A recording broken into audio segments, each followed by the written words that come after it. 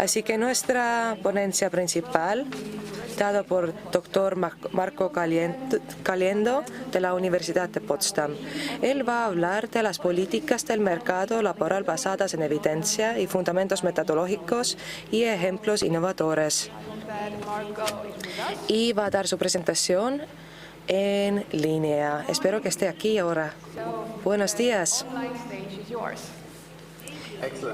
Tiene el escenario en línea. Muchas gracias, es un placer estar aquí. Hubiera querido venir, pero tengo trabajo en la universidad, entonces no podía venir. Pero he escuchado, he oído que ha sido un congreso muy interesante hasta ahora y espero que podamos continuar así. Me llamo Marco Caliendo y soy catedrático de Universidad de Potsdam y también durante los últimos 20 años he participado en muchísimas evaluaciones de impacto contrafactual y he visto que en muchos países hay interés por eso, especialmente a la evaluación de cosas de mercado laboral. Entonces quiero participar, quiero hacer una presentación de qué se puede hacer y cuáles son los problemas posibles. La mayoría de vosotros sabéis que si hablamos de estimación de evaluación de impacto contrafactual, estamos hablando qué pasa con las unidades si tenemos un trato. Son las unidades, son personas, son empleadores, son mercados laborales regionales y la diferencia es solamente el tamaño. Y la pregunta central es que ¿qué habría pasado si las unidades afectadas no hubieran recibido tratamiento? Estamos hablando de los participantes de las actividades del mercado laboral y también vamos a ver cuál es el resultado, cómo afecta a ellos la participación en los métodos de mercado laboral. Para medir el efecto causal tenemos que medir los resultados comparándolo con la situación contrafactual y entre los que participan en el programa y no. Entonces, tenemos que tener un base de comparación. Y un gran problema que sabemos es el sesgo de selección. ¿Qué significa? Significa que los participantes y no participantes pueden ser diferentes.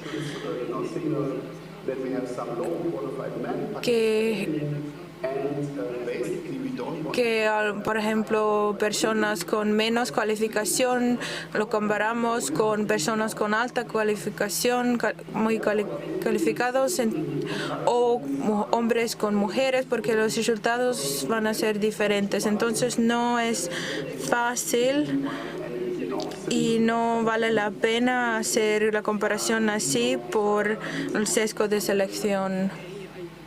Entonces no vamos a tener resultados confiables. Pero sí hay diferentes métodos para resolver el problema, para no tener el problema de sesgo de selección, me alegro mucho que podemos hablar de eso en el Congreso, porque durante los 2-3 últimos años tenemos 2 premios de Nobel a los científicos que trabajaron con ese problema de sesgos de selección, que en 2019 el premio Nobel fue dado a los Banerjee, Duflo y Kremer por ver cómo se puede aliviar la pobreza global, que sus métodos también usamos en nuestro mercado laboral. Y en 2021, Card Angrist Inves tenían un premio por su trabajo empírico con la metodología de cómo hacer evaluaciones de impacto casual. Son expertos cuando hablamos de impacto causal. Ahora aquí tengo un resumen de qué quiero hablar hoy. Voy a hablar de mis experiencias, los experimentos de vinculación, de diferencia en diferencia, método y también maneras novedosas de usarlas. Pero antes quiero un poco hablar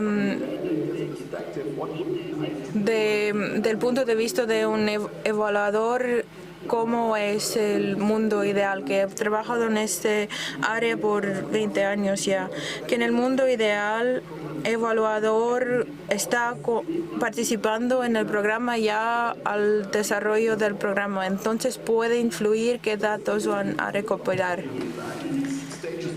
Si hablamos de programación, hay que tener objetivos, tengo que hacer una teoría de cambio, desarrollarlo, también entonces diseñar un programa, también tener implementación y recopilación de datos, entonces después recopilar los datos finales y hacer una evaluación de impacto contrafactual.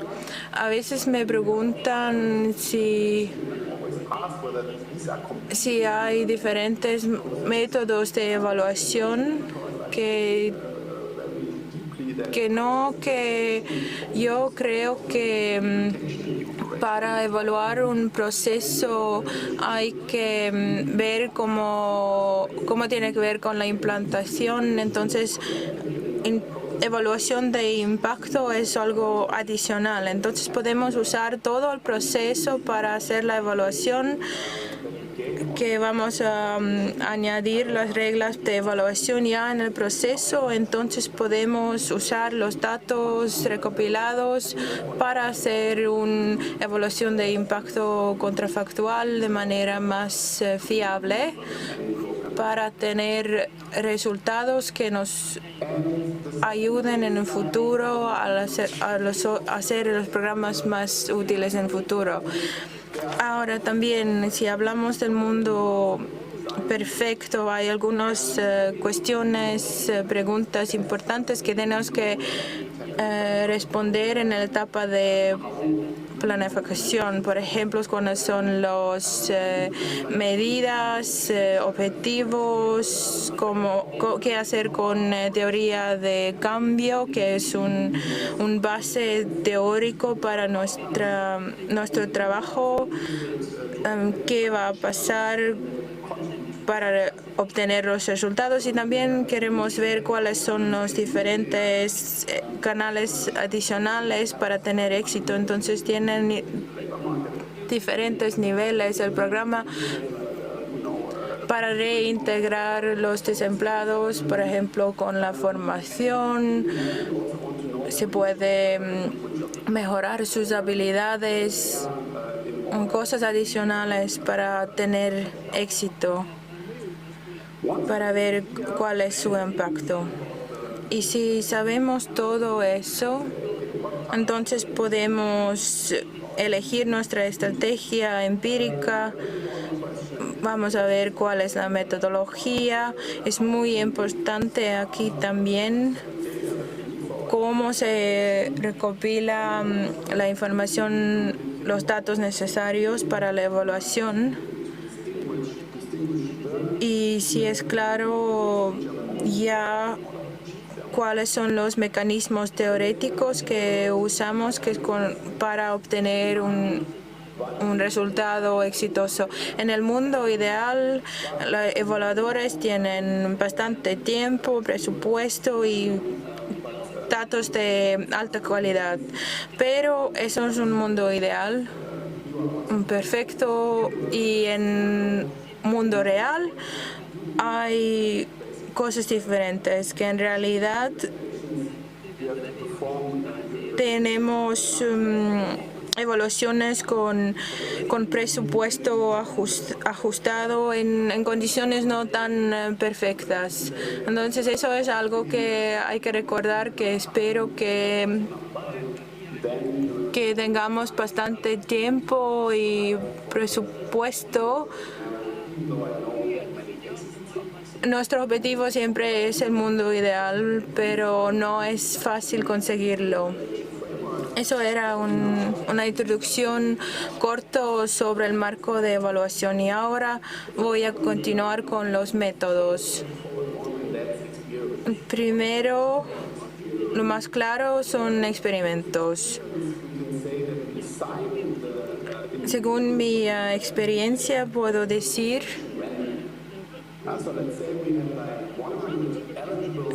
que hay que elegir al azar las personas entre las personas calificadas.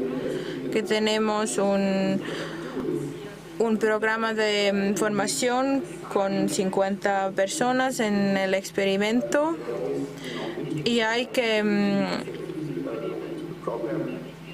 elegir esas 50 personas entre todas las personas. Entonces es el grupo que tratamos y también tenemos un grupo de comparación y aquí en la pantalla se puede ver que son bastante similares, tienen los mismos corras, que no hay muchas diferencias de características, entonces se puede decir que los resultados de comparación son fiables. Entonces el trabajo de evaluador es mucho más fácil porque no tiene que hacer nada más que comparar las diferencias después de programa entre los diferentes grupos y vamos a tener un vínculo y impacto causal. Aquí un ejemplo, no es muy reciente, pero de colega francés Crepon del año 2013. Y tenían en Francia un experimento del periodo 2007 a 2010. Preguntaron cuáles son los impactos de orientación del trabajo para los jóvenes con educación. Y han publicado su proyecto en un papel muy interesante. Había colaboración con los científicos y los entidades de empleo y tenían un experimento para evaluar el impacto. Tenían 235 segmentos de mercado laboral de Francia y tenían selección al azar al grupo tratado y entonces también tenían variaciones regionales que en algunos mercados solamente 25% de participantes, en otros 75%, en otros 100% de participantes. Entonces se podía ver así que las personas calificadas o jóvenes calificados tenían mucha más probabilidad de encontrar trabajo que los que no participaron en el experimento o en el programa. Entonces tenía un impacto negativo, pero también podían ver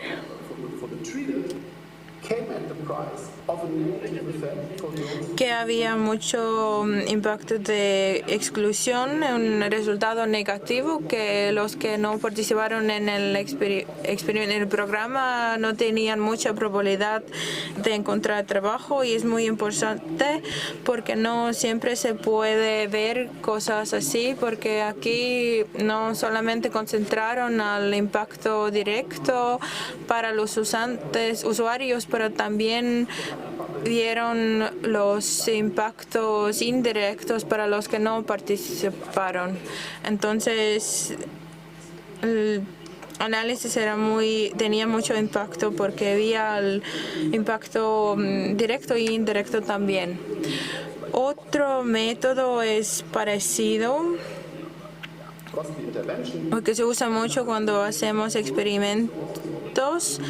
Hay bastantes métodos que cuestan mucho y hay muchos recursos, entonces vamos a usar datos sobre los usuarios, a lo mejor los datos de registro de población general,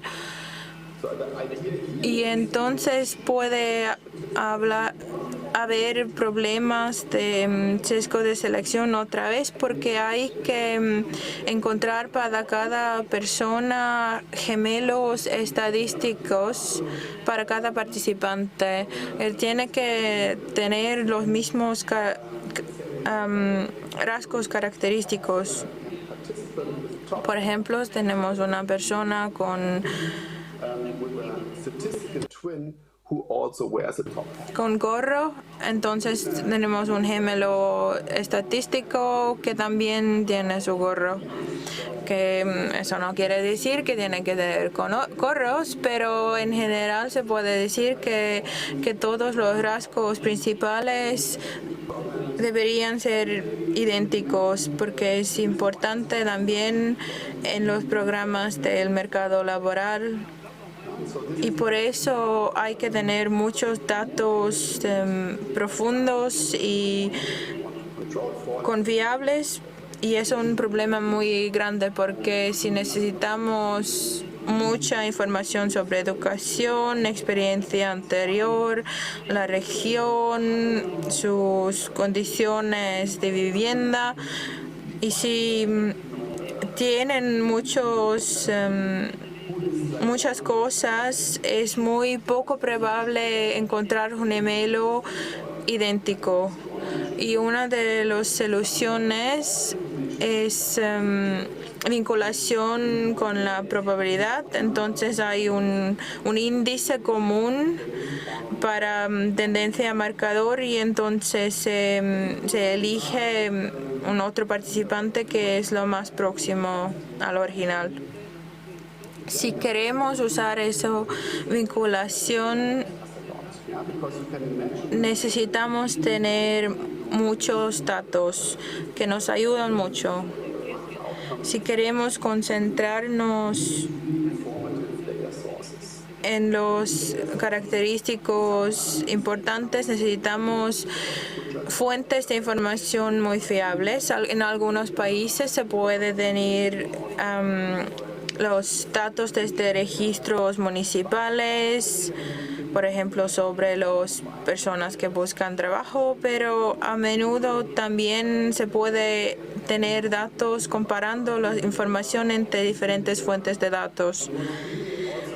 Y también hay registros regionales, y durante los últimos 5 años también se usa la combinación con registros administrativos con resultados de encuestas.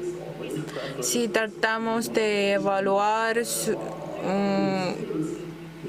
actividades exitosas de una persona en mercado global. Queremos saber cuáles son los rasgos personales y eso no lo tenemos en los registros oficiales. Entonces es muy interesante hacer encuestas, investigaciones adicionales para tener más información, más datos para comparación y más tarde vamos a tener algunos ejemplos de eso también.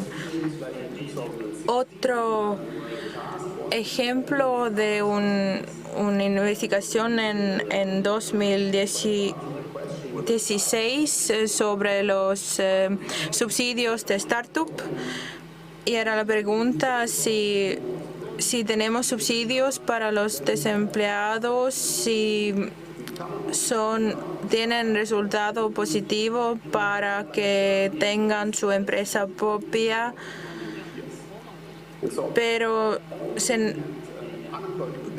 y si se necesita rasgos de personalidad específicos para tener éxito. Entonces hemos comparado a los que empezaron con las empresas con los que no tenían subsidios y solamente usamos datos administrativos, entonces no teníamos un sesgo de selección y preguntamos cuáles son las amenazas, riesgos. Seleccionamos las personas y podíamos comparar muchas características que normalmente no vemos y podíamos ver que los subsidios para startup tenían un impacto muy positivo. Y entonces teníamos mejor resumen de qué tipo de personas se necesita para tener éxito también.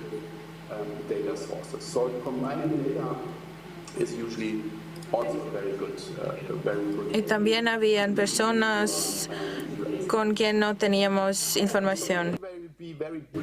Esta combinación de datos y comparación es una manera de tener una mejor evaluación. Ahora un poco sobre la estrategia de diferencias en diferencias. Se trata de una estrategia de los 90, finales de los 90, de English. Ya se utilizaba en aquel tiempo bastante. Se trata de tener un grupo que participa y otro grupo que no participa. Y lo miramos en dos momentos, antes de la participación en el programa y después de la participación en el programa. Básicamente,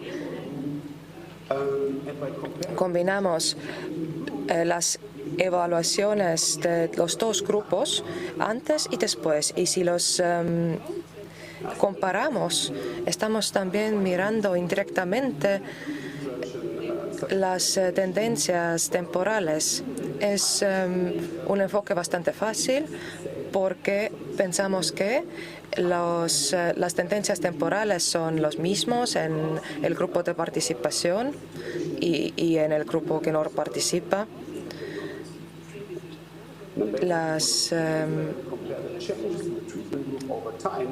Y también se tiene en cuenta factores inobservables y constantes en el tiempo. Miramos el grupo que participa durante un tiempo y comparamos los cambios en ello con el grupo de comparación durante el mismo tiempo. David, que recibió premio Nobel el año pasado, escribió un artículo muy innovativo sobre este mismo asunto. Ya se ha publicado antes el artículo y la mayoría de las evaluaciones se hizo sobre el salario mínimo. Hasta ahora se utiliza el método de diferencias en diferencias. Esto ha sido un pequeño resumen del método. Ellos estudiaron cómo en el estado de New Jersey se aumentó el sueldo de $4.25 a $5.05 por una hora y querían saber cómo este aumento afecta a la tasa de trabajo, a la tasa de empleo. Si se aumenta el salario mínimo en el grupo de comparación, esto era de New Jersey, y miraron otro grupo de gente en Pensilvania, miraron gente que trabaja en restaurantes de comida rápida. Estas dos regiones son muy parecidas, pero tenían pues una parte de muestra en New Jersey, donde se aumentó el sueldo, y otra parte de la muestra en Pensilvania, donde no se aumentó el sueldo. Y en el 1992, en febrero, en el lado izquierdo, se puede ver el gráfico del sueldo mínimo en los dos estados. Hay mucho movimiento arriba abajo. En la muestra de Pensilvania era el grupo de comparación. En el año 92, los trabajadores de los restaurantes de la comida rápida en New Jersey recibieron más sueldo, pero en el otro estado no. Y pues luego se miraba cuáles eran las tasas de empleo antes y después del cambio en el sueldo mínimo, y llegaron a una conclusión que no tenía el aumento un efecto negativo a la tasa de empleo.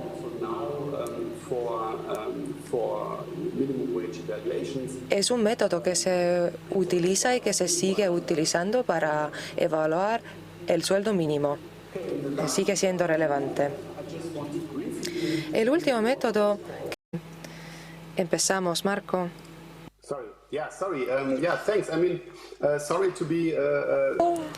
Lo siento. He perdido la conexión durante unos segundos. Todo lo que Ana estaba contando fue muy interesante y mostró que hemos dado muchos pasos exitosos para la evaluación del impacto causal. Han mencionado que este tipo de ensayos son el estándar máximo, pero las medidas que yo he introducido pues dejan llegar a evaluaciones muy parecidas de impacto causal. He mencionado brevemente el diseño de regresión discontinua. La idea es que a veces tenemos niveles de impacto en la legislación laboral. En Austria, en el 89, por ejemplo, se amplió el plazo de recibir prestaciones de desempleo para la gente que tenía más de 40 años. Y lo hicieron de 30 semanas a 39 semanas.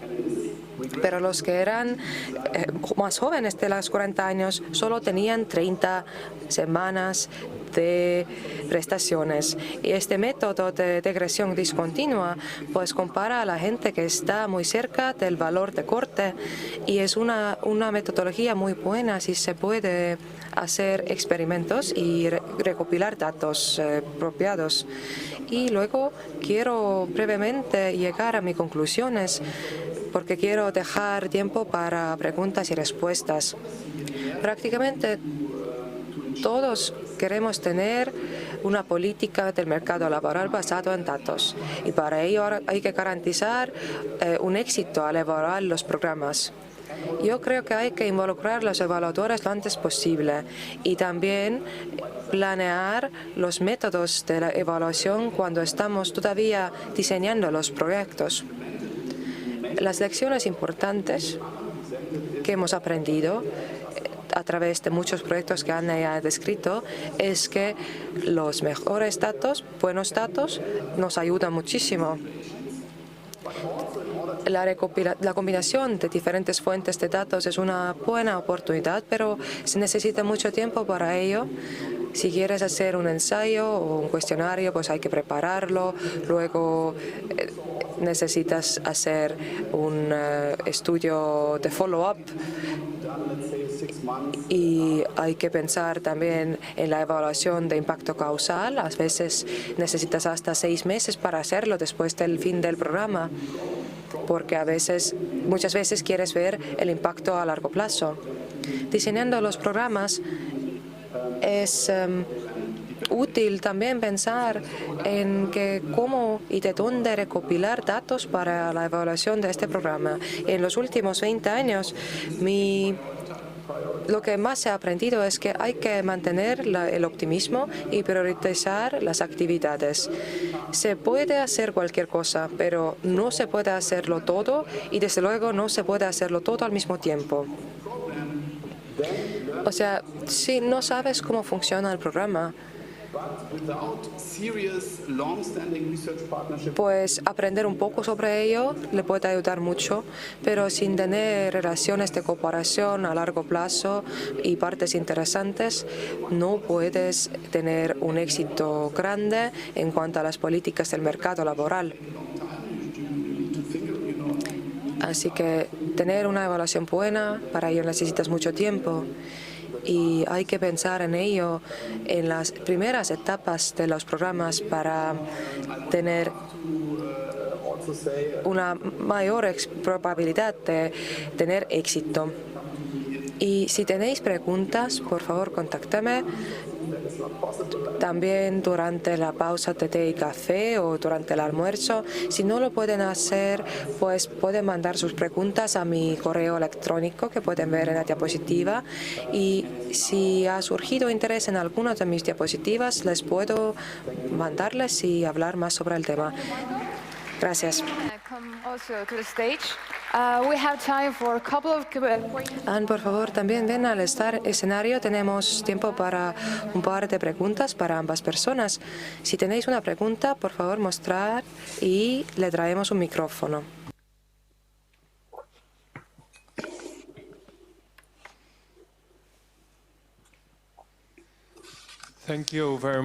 Muchas gracias. Me llamo Michel van Fonsberg. Vengo de los Países Bajos y tengo una pregunta para ambos ponentes. Primero, Marco Caliendo. Sobre los ensayos aleatorios.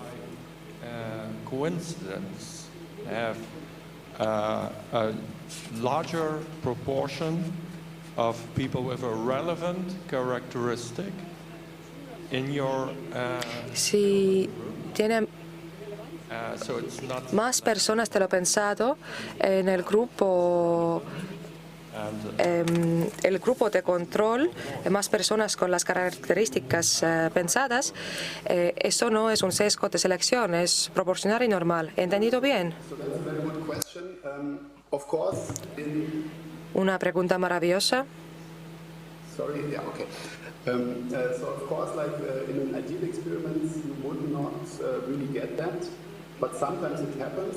En los ensayos diarios nunca pasa, pero a veces, haciendo ensayos aleatorios, a veces puede pasar y entonces, dependiendo de las diferencias entre los tamaños, pues hay que adaptar los métodos después del experimento para identificar este problema. Si es importante, pues luego hay que corregir los resultados.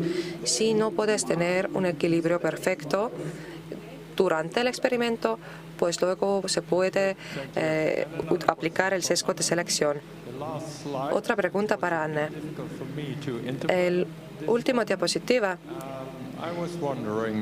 Me costó mucho entenderlo y tengo una pregunta.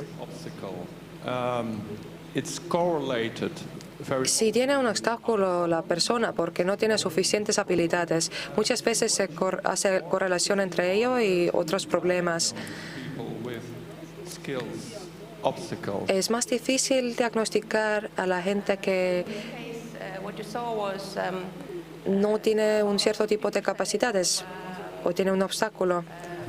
Como habéis visto, 50% de las personas que han participado activamente en las políticas del mercado laboral y que su obstáculo fue la falta de habilidades o también tenían más obstáculos. O sea, todos tenían un obstáculo de habilidades y tal vez más diferentes obstáculos, pues también gente que tenía obstáculos de salud, también a veces tenían obstáculos de no tener capacidades, y este nivel fue más de 50%, creo.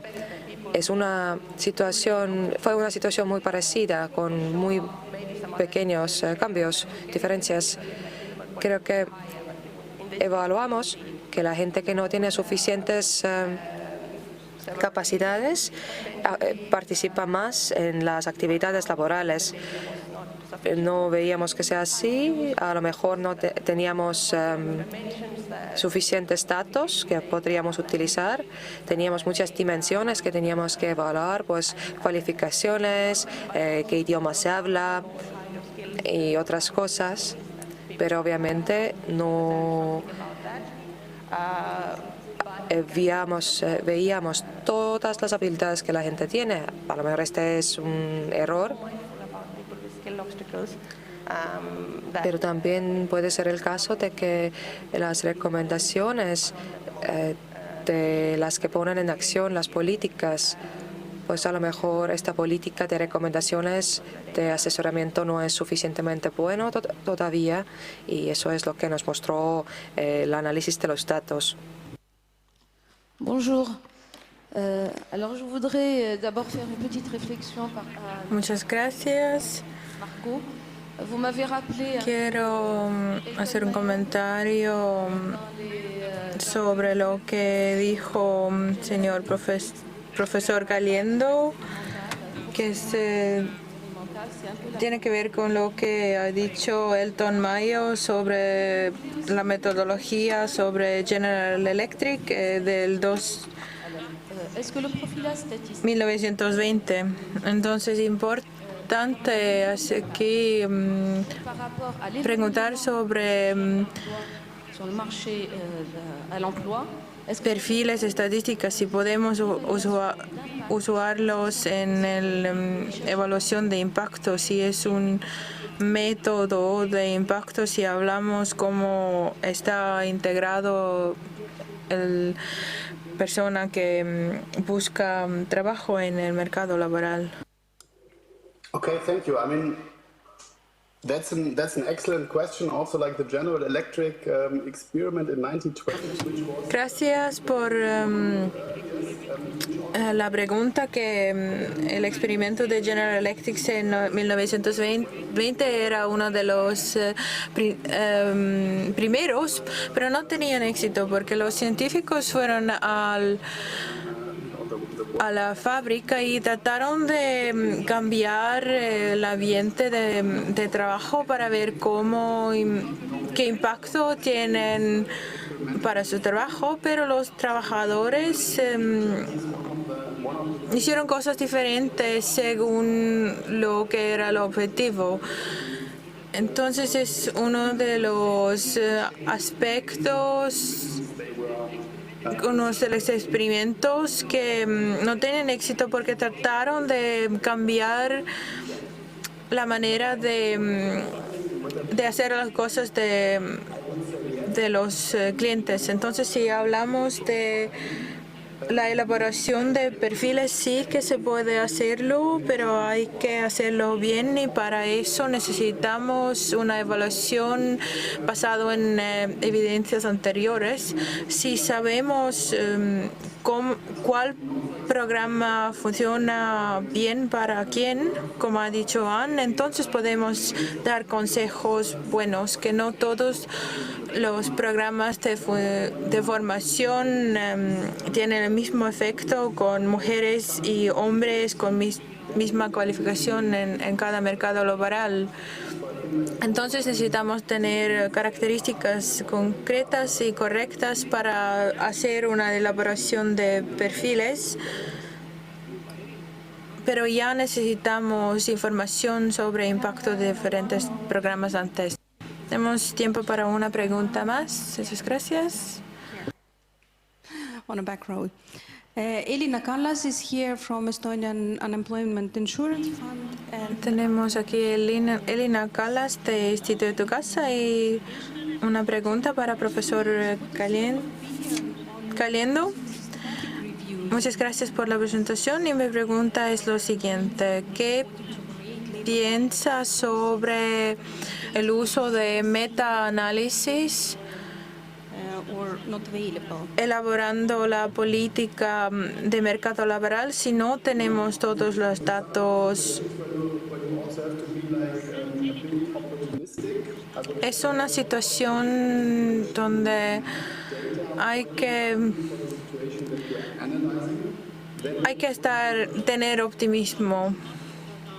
Si se tiene datos sobre el país, lo podemos usar. Si no lo tenemos, entonces tenemos que encontrar los datos de menor calidad que podemos usar, que análisis meta sobre los datos que usaron en otro país sí que se puede usar, y también se puede hacer un análisis meta para ver cuáles son los programas de formación en los países OCDE, para ver cuáles son los impactos. Entonces se puede hacer generalizaciones que no tiene que ver con un país concreto. Entonces sí se puede hacer un análisis meta, pero si quieren tener un programa nuevo en su país, en el marco institucional, hay que tener... Es muy difícil decir cuantitativamente que aumenta el tasa de empleo y el tasa de sueldo. Es muy difícil hacerlo con metaanálisis. Y ahora vamos a tener una pausa de café y entonces continuamos con sesiones paralelas.